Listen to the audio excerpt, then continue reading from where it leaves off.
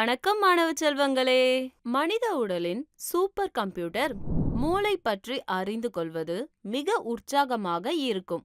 ஆம், முற்றிலும் நமது மூளை ஒரு சூப்பர் கம்ப்யூட்டர் ஆகும்.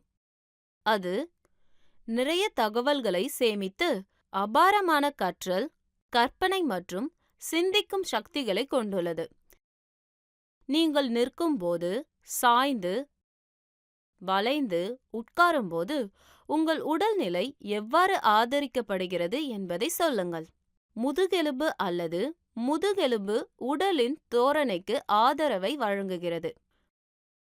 முள்ளந்தண்டு வடம் மத்திய நரம்பு மண்டலத்தை உருவாக்க மூளையுடன் தொடர்கிறது. நான் முள்ளந்தண்டு வடம் மற்றும் புறநரம்பு மண்டலம் பற்றிய மற்றொரு சுவாரஸ்யமான தலைப்பை உங்களுக்கு விளக்குகிறேன்.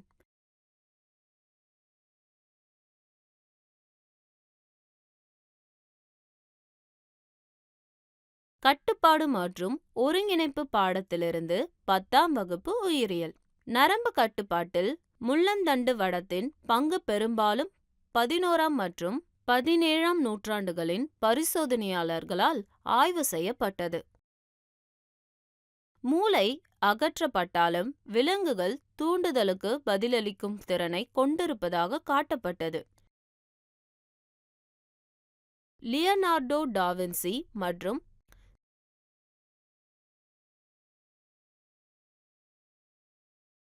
ஸ்டீஃபன் ஹெல்ஸ் இருவரும்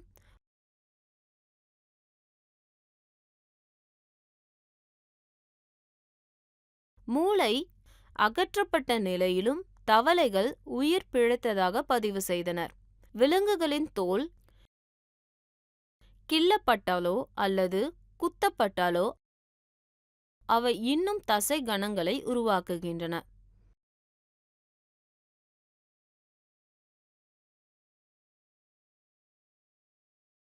முள்ளந்தண்டு வடத்தை கீழே தள்ளியதின் மூலம் சேதம் அடைந்தவுடன் விலங்கு இறந்ததாக இரு பார்வையாளர்களும் மேலும் பதிவு செய்தனர்.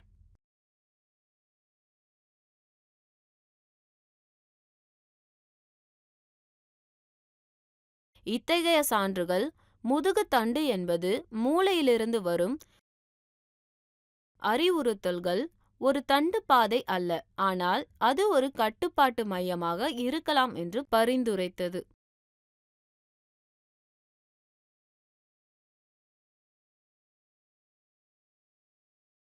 கற்றுக்கொள்வீர்கள். இந்த தலைப்பை படித்த பிறகு நீங்கள் இதை பற்றி அறிந்து கொள்வீர்கள். முதுகெலும்பு அமைப்பு மற்றும் செயல்பாடுகள், புறநரம்பு மண்டலம்,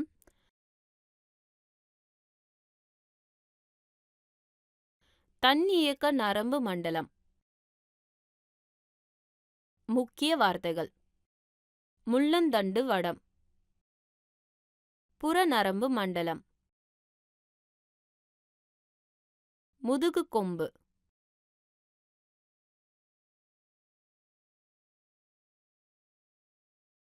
வயிற்றுப்புற கொம்பு, வெண்பொருள், சாம்பல் நிற பொருள், முதுகெலும்பு நரம்புகள், மண்டை நரம்புகள், தன்னிச்சை நரம்பு மண்டலம்,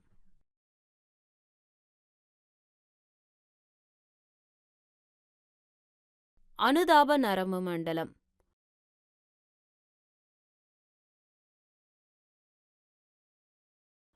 துணைப்பரிவு நரம்பு மண்டலம்.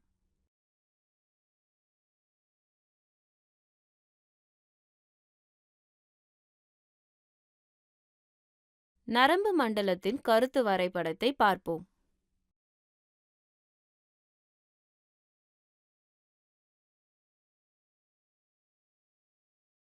முள்ளந்தண்டு வடம். முதுகெலும்பு என்பது முதுகெலும்பு நெடுவரிசையின் நரம்பு கால்வாயில் அமைந்துள்ள ஒரு உருளை அமைப்பாகும்.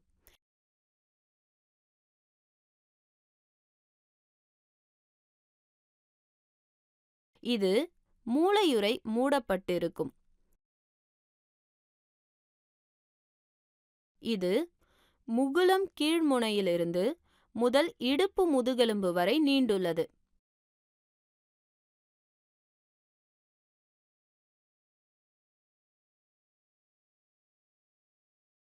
முள்ளந்தண்டு வடத்தின் பின்பகுதியானது குதிரைவால் நரம்பு எனப்படும் மெல்லிய இழை போன்ற அமைப்பில் தட்டுகிறது.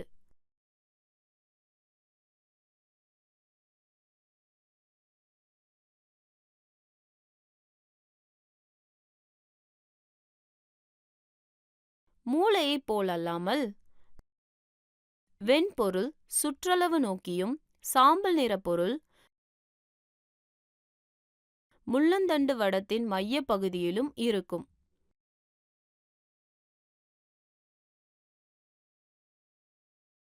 மைலினேட்டட் ஆக்சான்கள் முதுகெலும்பு நெடுவரிசையின் இரு பக்கங்களிலிருந்தும் முதுகு தண்டை விட்டு வெளியேற்றுகின்றன. உட்புறமாக முதுகு தண்டு மத்திய கால்வாய் எனப்படும் மூளைத்தண்டு வட திரவத்தால் நிரப்பப்பட்ட குழியை கொண்டுள்ளது.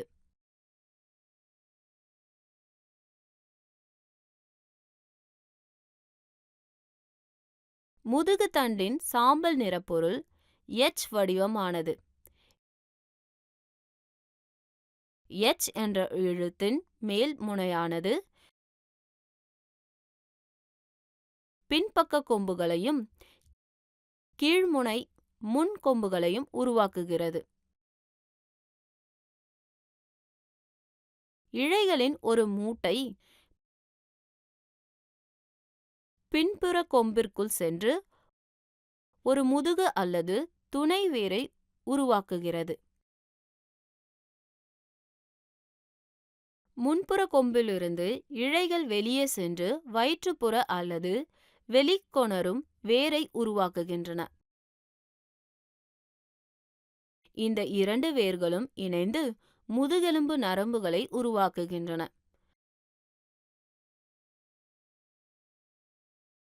வெள்ளைப்பொருள் வெளிப்புறமானது மற்றும் நரம்பு மண்டலங்களின் பொதியை கொண்டுள்ளது. மூளையில் இருந்து உருவாகும் நரம்புகள் மண்டை நரம்புகள் என்றும் முதுகு தண்டிலிருந்து உருவாகும் நரம்புகள் முதுகெலும்பு நரம்புகள் என்றும் அழைக்கப்படுகின்றன.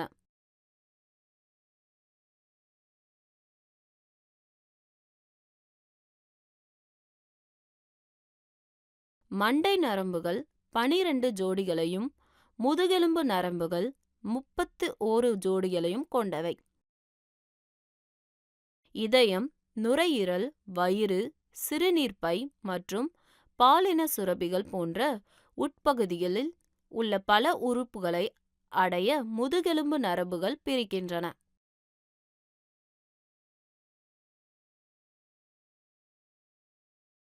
இந்த முதுகெலும்பு நரம்புகள் உணர்ச்சி மற்றும் மோட்டார் நரம்பு இழைகள் இரண்டிலும் ஆனது.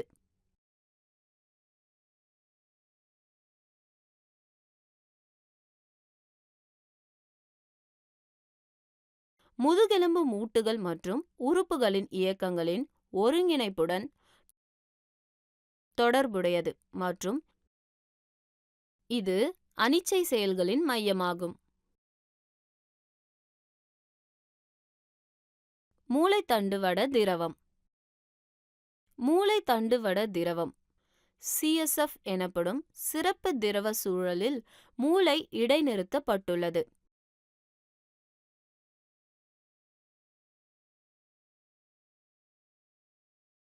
இது நிணநீர் போன்ற நீர் நிறைந்த திரவமாகும். இது மண்டை ஓட்டுக்குள் மூளையை சுற்றி பாதுகாக்கிறது.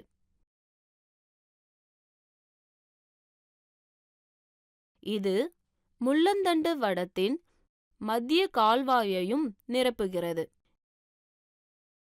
இது அதிர்ச்சி உறிஞ்சும் திரவமாக செயல்பட்டு திடீர் துர்நாற்றத்திற்கு ஆளாகும் போது மூளையை சேதமடையாமல் பாதுகாக்கிறது. இது மூளைக்கு ஊட்டச்சத்துக்களை வழங்குகிறது மற்றும் மூளையில் இருந்து கழிவுகளை சேகரித்து அகற்றுகிறது. மண்டைக்குள் நிலையான அழுத்தத்தை பராமரிப்பதற்கு இது பொறுப்பு.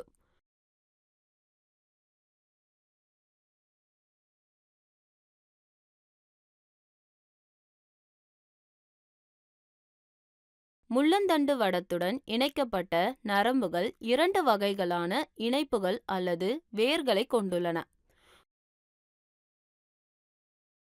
ஒன்று பின் அல்லது முதுகு பக்கமாகவும், மற்றொன்று வடத்தின் முன் அல்லது வயிற்றுப்புற பக்கமாகவும் இருக்கும். 19ஆம் நூற்றாண்டின் முற்பகுதியில் ஸ்காட்லாந்தின் சார்லஸ் பெல் மற்றும் பிரான்சில் பிராங்கைன்ஸ் மெக்கண்டி ஆகியோர் இந்த வேர்கள் வெவ்வேறு செயல்பாடுகளை கொண்டிருப்பதாக காட்டினார்.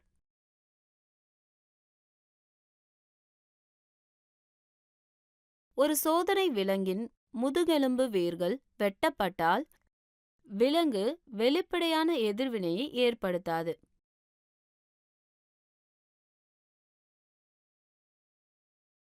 வயிற்றுப்புற வேர்கள் லேசாக இழுக்கப்பட்டால் நரம்பு இணைக்கப்பட்ட தசைகள் கடுமையாக இழுக்கப்படும்.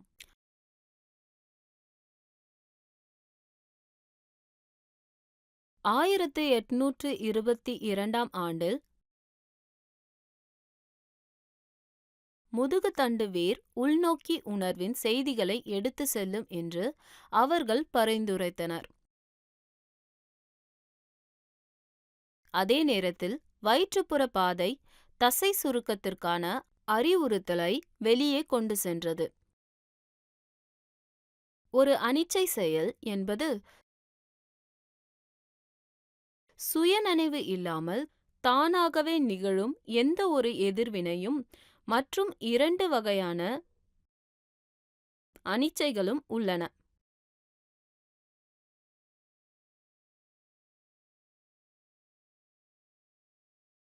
எளிய அல்லது அடிப்படை அனிச்சைகள் உள்ளமைக்கப்பட்ட மற்றும் அறியப்படாத பதில்கள். பல செயல்கள் தும்பல், இரும்பல், கொட்டாவி விடுதல் போன்றவை எளிய அனிச்சைகள் ஆகும். பெறப்பட்ட அல்லது நிபந்தனைக்குட்பட்ட அனிச்சைகள் பயிற்சி மற்றும் கற்றலின் விளைவாகும். எடுத்துக்காட்டாக, இசைக்குறிப்பை பார்ப்பதில் ஒரு குறிப்பிட்ட விசையை பயன்படுத்தி விசைப்பலகையை வாசிப்பது என்பது ஒரு நிபந்தனைக்குட்பட்ட அனிச்சை செயலாகும். அது நனவான பயிற்சி தேவைப்படுகிறது. பெரும்பாலான அனிச்சை செயல்கள் முதுகெலும்பால் கண்காணிக்கப்பட்டு கட்டுப்படுத்தப்படுகின்றன. எனவே முதுகெலும்பு அனிச்சை என்று அழைக்கப்படுகிறது. அனிச்சை செயல் செயலை நிறைவேற்ற நரம்பு தூண்டுவதால் எடுக்கப்பட்ட பாதை மறிவினை வளைவு என்று அழைக்கப்படுகிறது. மறிவினை வளைவு மற்றும் எடுத்துக்காட்டுகள் பற்றி கூடுதல் விவரங்களுக்கு ஒருங்கிணைக்கும் பாதைகள் நரம்பு ஒருங்கிணைப்பு பற்றிய காணொளியை பார்க்கவும். இப்போது புற நரம்பு மண்டலம் பற்றி தெரிந்து கொள்வோம். இது முதுகு மற்றும் வயிற்றுப்புற வேர் நரம்பு உயிரணு தலையின் பரந்த அமைப்பு மற்றும் மூளை மற்றும் முதுகெலும்புடன் இணைக்கப்பட்ட முதுகெலும்பு மற்றும் மண்டை நரம்புகளின் வலை அமைப்புக்கு ஒரு முனையிலும் தசைகள் மறுமுனையிலும் உள்ளன.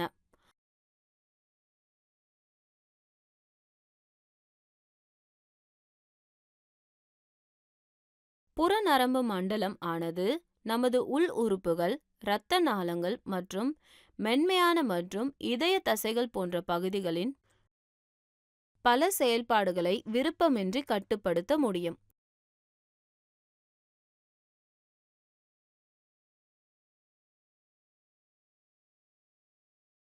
எனவே இது தன்னாட்சி நரம்பு மண்டலம் என்று அழைக்கப்படுகிறது.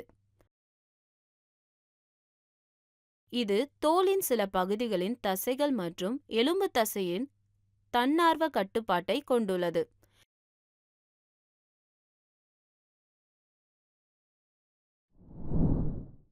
தன்னியக்க நரம்பு மண்டலம். சில உறுப்புகள் நம் விருப்பப்படி செயல்படாமல் சொந்தமாக செயல்படுகின்றன. இந்த உறுப்புகள் தன்னிச்சையானவை, ஆனால் அவற்றின் செயல்பாடு சில நரம்புகளின் கட்டுப்பாட்டில் இருக்க வேண்டும். இந்த தன்னிச்சையான உறுப்புகள் புற நரம்புகளின் தொகுப்பால் இணைக்கப்பட்டு கட்டுப்படுத்தப்படுகின்றன.